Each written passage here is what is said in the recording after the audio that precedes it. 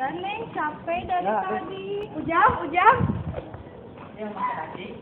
Apa kamu lihat-lihat Iis mau ngobrol sama Ujang?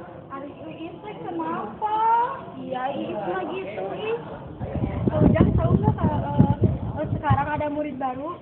Ya, terus apa urusan Ujang? Kan Ujang udah tahu.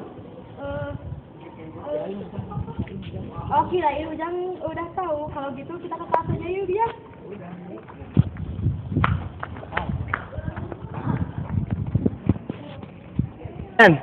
Iis mah gitu ya. Kan Ujang pergi berangkat bareng kita. Kenapa dia yang ajak Ujangnya? Ya Iis tuh beneran suka sama Ujang teh. Ya. Kayaknya mah gitu. Lihat aja dari sikap dia. Ya kayak gitu ya Iis mah. Ya udah biarin Iis mah udah gitu orangnya, jangan terlalu dipikirin aja. Iya.